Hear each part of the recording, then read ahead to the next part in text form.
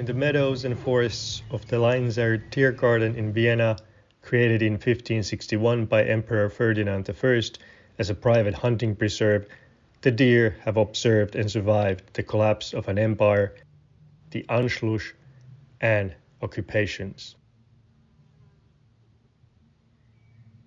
In 1913, Stalin, Trotsky, Tito, Freud, and Hitler are all living in Vienna, visiting the same cafes, possibly sitting only a few chairs from each other. Less than half of the city's 2 million inhabitants are native. The Austro-Hungarian army has to give commands in 11 different languages.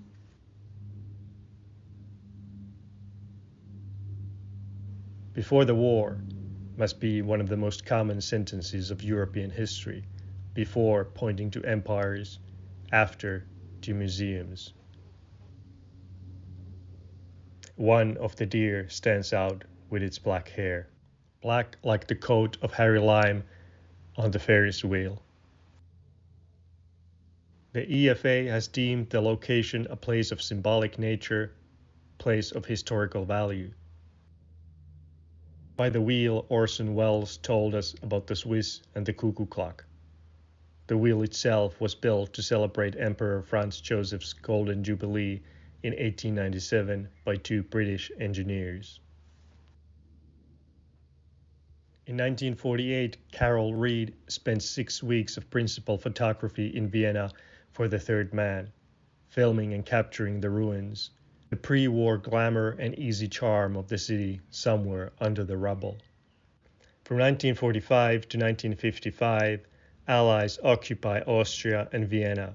Like Berlin, it is divided into sectors, but collectively administered by the Allied Control Council. The historical center of Vienna is declared an international zone in which occupation forces change every month. Today, the Russian presence in Austria continues through energy companies. It is here at Schreivogelgasse 8 we first meet Harry Lime. Ollie Martin, played by Joseph Cotten, has suddenly found himself in the middle of something that could be a plot from his pulp novels. He sees himself as the hero who has arrived to save a friend. He could do with a talk from Bogart's Rick from Casablanca. 15 minutes from here stands the Sacher Hotel, where Graham Greene, author of The Third Man, is told about the penicillin racket. On the penultimate day of his 2-week stay, Greene, who has been looking for a plot, is told by a British intelligence officer about the sewer system and the black market.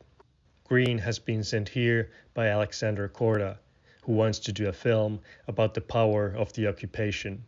The Sacher Hotel is controlled by the British. Americans have the Bristol and Russians the Grand. Order a vodka at the Bristol and you out yourself as a spy.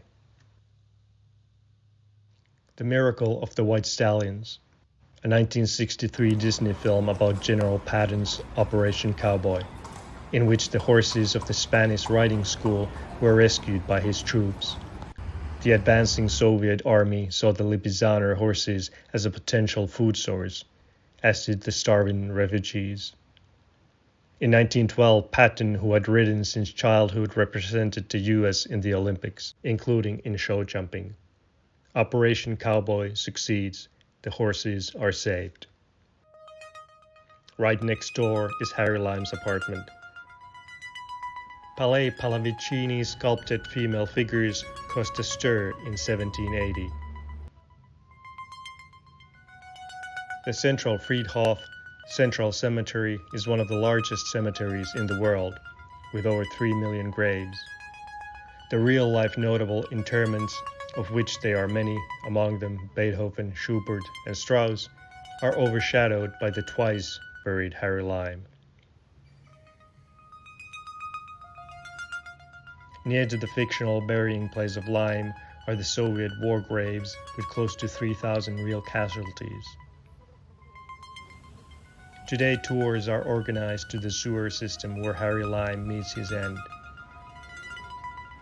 In 1999, the British Film Institute voted The Third Man the greatest British film of all time. The film wins Oscars for Best Directing, Best Black and White Cinematography, and Editing. It wins the Golden Palm in Cannes. A TV spin-off runs for 5 seasons. Joseph Cotten reprises his role twice for radio in the 50s. In Austria, the critics are not impressed, and the film runs only for some weeks.